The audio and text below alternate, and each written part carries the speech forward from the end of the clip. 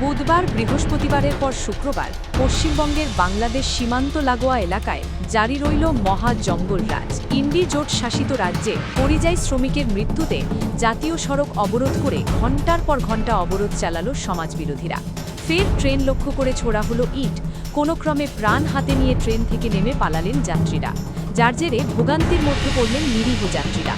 আর পরিস্থিতি মোকাবিলায় ফের একবার হাত পা গুটিয়ে বসে থাকতে দেখা গেল পুলিশকে। এমনকি উন্মত্ত জনতা রাস্তায় ফেলে মহিলা সাংবাদিককে মারধর করলেও কোনো পদক্ষেপ করেনি পুলিশ। মুর্শিদাবাদের বেলডাঙ্গার এই পরিস্থিতি নিয়ে গভীর উদ্বেগ প্রকাশ করে সোশ্যাল মিডিয়ায় পোস্ট করেছেন রাজ্যের বিরোধী দলনেতা শুভেন্দু অধিকারী।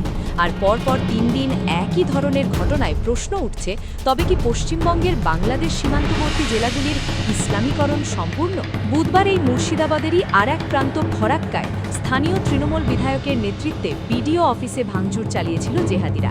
বৃহস্পতিবার উত্তর দিনাজপুরের চাকুলিয়ায় একইভাবে বিডিও অফিস লণ্ডভণ্ড করে আগুন ধরিয়ে দেয় তাণ্ডবকারীরা। বাংলাদেশের কায়দায় সেখানে গান্ধী মূর্তির শিরশ্ছেদ করে জেহাদিরা। তারপর 24 ঘণ্টা কাটতে না কাটতে ফের প্রকাশ্যে জেহাদি তাণ্ডব। ইন্ডি জোটের সরকারের ঝাড়খণ্ডে পরিযায়ী শ্রমিকের মৃত্যুর প্রতিবাদের নামে শুক্রবার প্রথমে টায়ার জ্বালিয়ে 12 নম্বর জাতীয় সড়ক অবরোধ করে বিক্ষোভ দেখাতে শুরু করে উন্মত্ত জনতা।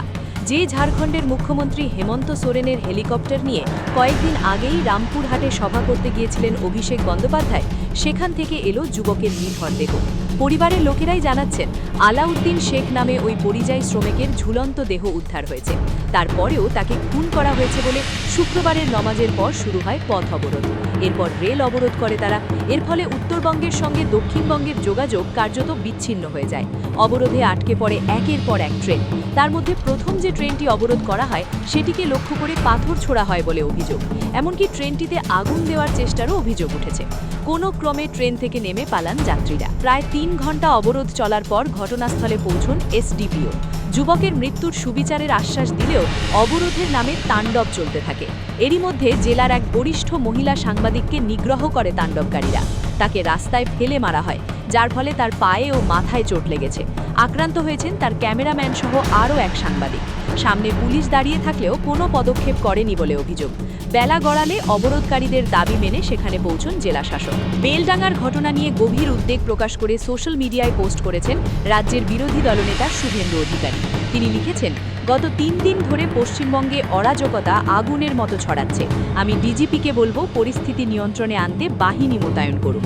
বার্তা খুব স্পষ্ট যে পশ্চিমবঙ্গের আইন শৃঙ্খলার নিয়ন্ত্রণ রাজ্য সরকারের হাত থেকে সমাজবিরোধী ও দাঙ্গাবাজদের হাতে চলে যাচ্ছে। তাদের পিছনে তৃণমূলের সমর্থন রয়েছে, যাতে তারা যখন খুশি যা খুশি করতে পারে। বলে রাখি, সিএএ বিরোধী আন্দোলনের নামে বেলডাঙ্গায় ব্যাপক তাণ্ডব চলেছিল।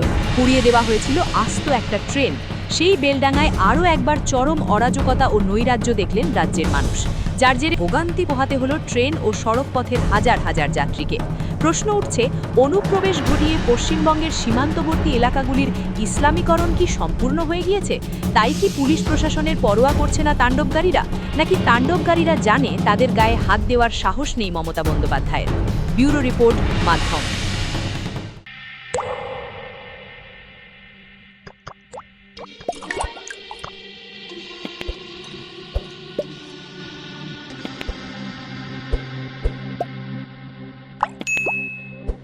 Goa's transformation is more than just development.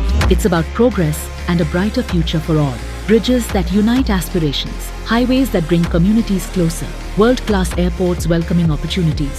From modern infrastructure to seamless connectivity, Goa is on the fast track to grow. Under the decisive leadership of Prime Minister Narendra Modi and Chief Minister Dr. Pramod Sawant, the double-engine Sarkar is driving Goa towards Vikasit Bharat 2047, a future of prosperity, innovation and limitless possibilities.